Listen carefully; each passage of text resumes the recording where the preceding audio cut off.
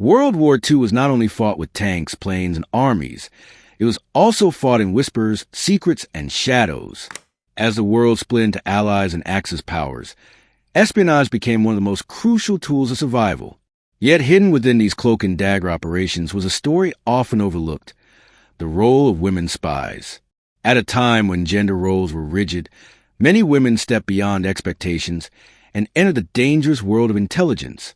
Some volunteered, others were recruited, and a few stumbled into espionage almost by accident. But once in, their contributions would shape battles, alter strategies, and even save nations. Unlike the glamorous stereotypes of spy novels, the reality of espionage was raw and perilous. Women spies worked undercover as couriers, wireless operators, informants, and saboteurs. They carried coded messages sewn into clothing, operated transmitters under the constant threat of detection, and guided soldiers through enemy-occupied territories. Each mission carried the risk of torture or execution if discovered. But why women? Simply put, their perceived invisibility became their strength. Nazi officers often underestimated women, considering them harmless or unfit for military involvement. This oversight allowed female agents to slip through checkpoints, gather intelligence, and carry out missions that would have been impossible for men. It was this very underestimation that turned women into some of the war's most effective operatives. In France, Britain's Special Operations Executive SOE trained women for sabotage and intelligence work. In the Soviet Union, young women became night bombers and infiltrators. In occupied Europe, ordinary women turned into extraordinary resistance fighters, risking everything for the freedom of their homelands. Their courage didn't just challenge the enemy, it challenged the very notion of what women were capable of. This opening set the stage for their untold stories, acts of bravery that blurred the lines between ordinary life and extraordinary sacrifice. The world remembers the generals and battles, but here we peel back the curtain on those who fought without uniforms, who carried no medals, but whose shadows changed the tide of war. From couriers disguised as peasants to code breakers hidden in plain sight, the stories of WWII's women spies reveal a war beyond enemy lines, a war fought in silence, with courage louder than gunfire. Winston Churchill once said, "Set Europe ablaze." With those words, the British government created the Special Operations Executive SOE in 1940. Its mission: conduct sabotage, espionage, and support resistance networks in Nazi-occupied Europe. What made SOE remarkable was its willingness to recruit women, a radical move in an era when women were expected to be homemakers or nurses, not operatives risking death behind enemy lines. SOE saw women as uniquely suited for undercover work. They could pose as secretaries, nannies, or shopkeepers in occupied France, roles less likely to draw suspicion. From carrying explosives in shopping baskets to sending wireless messages under Gestapo surveillance, women became essential to SOE's effectiveness.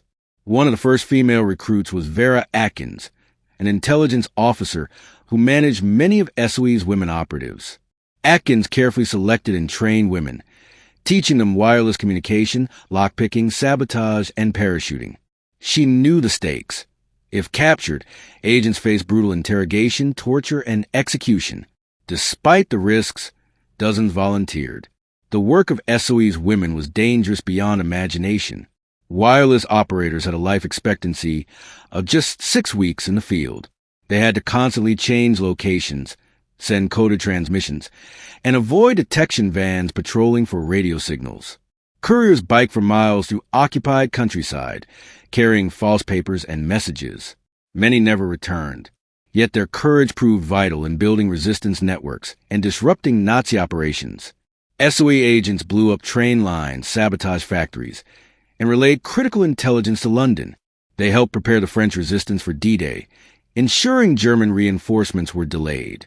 Their missions often meant working alone, far from support, relying on quick wits and nerves of steel. Churchill's gamble paid off. SOE's female operatives left an indelible mark on the war. They showed that espionage wasn't just about physical strength, but cunning, endurance, and determination. Their existence itself was revolutionary, proving that women could serve not only in support roles, but on the front lines of secret warfare. They fought a war in shadows, their bravery hidden from headlines, but their legacy would outshine silence. Odette Sansom, a French-born mother of three, never set out to be a spy. She was living a quiet life in Britain when she volunteered to aid the Special Operations Executive. Initially underestimated because of her frail health, she soon proved herself as one of the most resilient operatives in the field. Parachuting into France, Odette worked as a courier for resistance networks, carrying vital messages and supplies under the constant threat of arrest. Her work was relentless, navigating Nazi checkpoints, biking for hours with coded information, and arranging safe houses for fellow operatives. But in 1943, disaster struck. She and her commanding officer, Peter Churchill, were betrayed by a double agent. Captured by the Gestapo, Odette faced brutal torture in Paris. She was burned with hot irons, had her toenails torn out, and was starved for days. Yet, astonishingly, she revealed nothing of value. She insisted Peter was related to Winston Churchill, hoping to elevate his importance and save his life, even at her own expense. Eventually, Odette was sent to Ravensbrück concentration camp, notorious for its cruelty. There, she endured solitary confinement and near execution. Despite unimaginable suffering, she never broke. After the war, Odette became one of the most decorated women of World War II, receiving the George Cross, the highest civilian honor for bravery in Britain.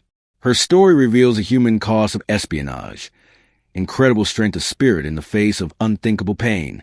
Odette's silence saved countless lives, proving that a spy's most powerful weapon wasn't explosives or radios, but sheer resilience. Noor Inayat Khan was perhaps the most unlikely spy. Born in Moscow to an Indian Sufi mystic father and American mother, Noor was a gentle soul, shy, poetic, and deeply spiritual. Yet in 1942, she became the first female wireless operator sent into occupied France by the SOE. Wireless operators were lifelines between London and the resistance, but their job was deadly. Sending signals made them targets, as German detection vans could locate transmissions within minutes. Noor knew the risks but volunteered anyway. Operating under the codename Madeline, Noor worked in Paris after most of her network was captured. Against all advice, she stayed, becoming the only radio link left in the city. For weeks, she single-handedly managed communications for London, moving constantly with her bulky wireless set to avoid capture. Her bravery kept the resistance alive during its most fragile period. Eventually betrayed, Noor was arrested by the Gestapo. Even under interrogation, she refused to reveal her codes or contacts. She made multiple escape attempts, fighting guards with surprising ferocity for someone so slight in build. Ultimately, she was sent to Dachau concentration camp, where she was executed in 1944. Her last reported word was liberté, freedom. After the war, Noor was posthumously awarded the George Cross and France's Croix de Guerre. Today, she stands as a symbol of courage born not of violence, but of conviction. The wireless angel proved that even the quietest voices can carry the loudest echoes of resistance. If Odette and Noor embodied resilience and quiet strength, Nancy Wake represented ferocity and daring. Born in New Zealand and raised in Australia, Nancy was a journalist in France when war broke out. Her fiery spirit and defiance of the Nazis soon made her one of Gestapo's most wanted operatives. Nicknamed the White Mouse because of her ability to evade capture, Nancy worked with the French resistance, organizing escape routes for Allied airmen and carrying intelligence.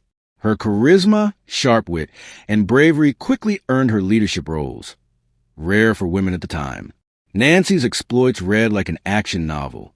She cycled over 300 miles through occupied France to replace lost wireless codes. She parachuted into the Auvergne region to help prepare resistance forces for D-Day. And in one legendary mission, she led a raid on a German garrison, killing dozens of soldiers with fearless precision. The Gestapo put a price of 5 million francs on her head, but Nancy never wavered. She later recalled that she hated war, but hated the Nazis more. Her fierce determination made her one of the most decorated women of the war, earning honors from Britain, France, and the United States. Nancy Wake's story shows the power of unrelenting defiance. While many spies worked in the shadows, Nancy embraced the fight head-on, proving that courage could take the form of both silence and fire. Violette Szabo's story is one of youthful love turned into courageous sacrifice. Born in Paris and raised in London, she married a French Foreign Legion officer, Etienne Sabo. Tragically, Etienne was killed in North Africa in 1942, leaving Violette widowed at just 21 with a young daughter. Driven by grief and determination, she joined the SOE, undergoing the grueling training of parachuting, weapons handling, and sabotage. Despite her age, she displayed remarkable toughness and fearlessness. On her first mission in occupied France, Violette coordinated sabotage efforts against German communication lines. She impressed her comrades with her ability to shoot and fight with precision. On her second mission in 1944, she was ambushed by German forces while covering the escape of fellow agents. Armed with only a Sten gun, she fought fiercely until her ammunition ran out, buying time for others to escape. Captured, Violette endured months of imprisonment and torture before being executed at Ravensbrück at the age of 23. Her posthumous George Cross citation described her as a brave and gallant woman whose courage inspired all who knew her. Though her life was tragically short, Violette's story remains one of the most stirring examples of sacrifice in World War II espionage. While Britain relied on its SOE, the Soviet Union unleashed an all-female Air Force unit that became a nightmare for the Nazis, the 588th Night Bomber Regiment, nicknamed the Night Witches. These women, many barely out of their teens, flew outdated biplanes made of wood and canvas. With no radios, parachutes, or armor, they navigated by the stars, cutting their engines to glide silently over enemy camps before dropping bombs. The sudden whooshing sound reminded Germans of witches on broomsticks, hence the nickname. Each night, they flew multiple missions, braving freezing conditions, searchlights, and anti-aircraft fire. Their bravery unnerved the Germans so much that being awarded the Iron Cross for shooting down a night, which became a mark of honor. Despite the primitive equipment, the Night Witches inflicted significant damage on German supply lines and morale. By the end of the war, they had flown over 30,000 missions. Many were killed in action, yet the survivors became celebrated heroes in the Soviet Union. Their story shows that espionage and warfare weren't just about stealth on the ground, but also about defying expectations in the skies. These women proved that even with the simplest tools, determination and fearlessness could change the course of war. Christina Skarbek, also known as Christine Granville, was a Polish-born spy whose daring missions made her one of Churchill's most valued agents. With charm, intelligence, and nerves of steel, she operated across Europe, from Hungary to France. Early in the war, she skied across the frozen mountains into occupied Poland, smuggling intelligence about Nazi troop movements. Later, in France, she helped organize resistance fighters and carried out dangerous sabotage missions. Her ability to talk her way out of danger became legendary. In one instance, arrested by the Gestapo, Christina faked a severe illness, biting her own tongue until she bled, convinced her captors she had tuberculosis. Believing she was too sick to be useful, the Nazis released her. In another mission, she convinced German soldiers to switch sides, saving hundreds of lives. Her daring and resourcefulness earned her medals from Britain and France. Yet after the war, like many spies, she struggled to adjust to civilian life. Tragically, she was murdered in London in 1952 by a rejected lover. Despite her untimely end, Christina remains one of WWII's most remarkable figures, a woman who risked everything for her homeland and became the model of resilience and espionage. For all their courage, many women spies paid the ultimate price. Espionage was not a glamorous adventure, but a daily gamble with death. Capture often meant torture, betrayal, and execution. The Gestapo had perfected the art of breaking prisoners. Through beating, starvation, and psychological torment, many spies were betrayed by informants, sometimes even within their own networks. Trust was fragile, and a single slip could unravel months of work. Women like Odette Sansom endured unimaginable cruelty without revealing secrets. Noor Inayat Khan resisted even after beatings. Violette Sabo fought until her last bullet. Countless others, whose names history never recorded, vanished into concentration camps or execution yards. Their bravery was measured not only in missions completed, but in silence maintained under torture. Every refusal to betray a code or a contact was an act of defiance.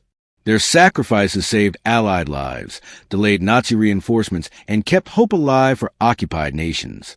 These untold sacrifices remind us that behind every successful mission lay a battlefield of suffering, endured quietly by those who chose to resist tyranny with courage greater than fear. As the guns of World War II fell silent in 1945, many women spies faded back into ordinary life, their extraordinary contributions unrecognized for decades. Some were decorated, but many were forgotten, their sacrifices overshadowed by generals and battles. Yet their legacy endures. These women redefined the boundaries of courage. They proved that espionage was not a man's domain, but a realm where cunning, resilience, and bravery mattered more than brute force. They carried radios, weapons, and false identities with the same resolve that soldiers carried rifles. Their stories inspire us not only as tales of wartime heroism, but as lessons in human resilience. They remind us that strength can take many forms. The mother who risked her life for freedom, the poet who sent signals of resistance, the widow who turned grief into defiance, the pilot who soared into danger under the cover of night. Today, as their names are etched into memorials and their stories told in books and films, we honor them not just as spies, but as pioneers who proved that courage knows no gender. Beyond enemy lines, they fought in silence, but their echoes will never be silenced. These women risked everything in silence, yet their courage roared louder than bombs. If their stories move you, help keep their legacy alive. Like, share, and subscribe to the Crit Stories for more untold histories from the shadows of time.